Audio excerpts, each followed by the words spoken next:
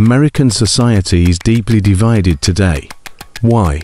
This question brings us to one of the core issues of the US, racial issues.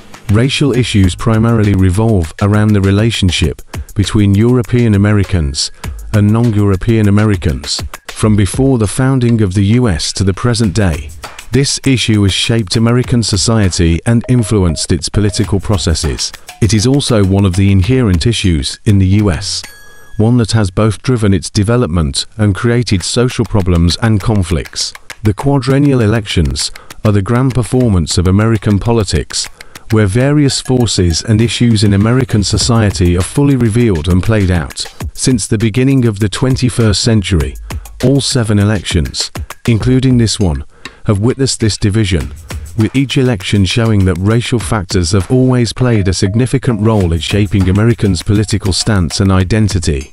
Racial issues have always existed in the US, but why have they become so severe now, and continue to be a key factor in dividing America? In March 2016, I was in the US observing the primaries. A mayor from South Carolina told me that for the first time in 2015, the number of non-European American children in elementary school exceeded the number of European American children. He said that this data could help us understand the US election. Not long ago, while again observing the election in the US, I remembered what the mayor had said and suddenly realized that by 2028, the children who started school in 2015 would be eligible voters for the first time. This means that in the 2028 election, non-European American first-time voters will likely outnumber European American ones and become the majority in that city. Since the first African slaves were brought to North America in 1619, African Americans have been an oppressed group.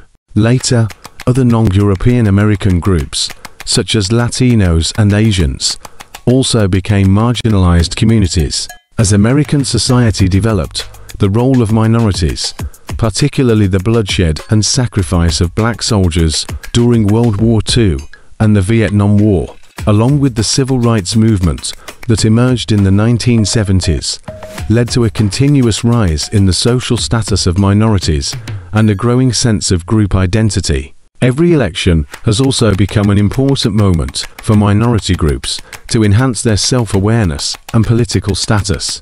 The US has been torn apart by racial and other issues, but political agendas, such as elections, also promote the growth of minority groups.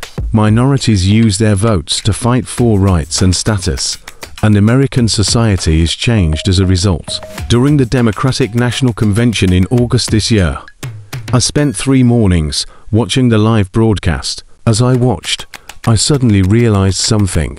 Almost all of the delegates and speakers from various states were people of color, namely non-European Americans. In the Votes Matter system of American elections, the votes of African Americans, Latinos, Asians and other minorities have reshaped the Democratic Party. In contrast, the Republican Party's supporters are often described as old, white and male, primarily consisting of European Americans, the so-called whites, evangelical Christians and older male voters aged 50 and above. Whether the US can continue to be a melting pot of diverse races has become a hurdle the country must face, both now and in the future. The number of non-European Americans is approaching that of European Americans and will eventually reach a balance. This is a major trend in American society. How different ethnic groups interact, now and in the future, will have a profound impact on whether American society continues to divide or moves toward integration.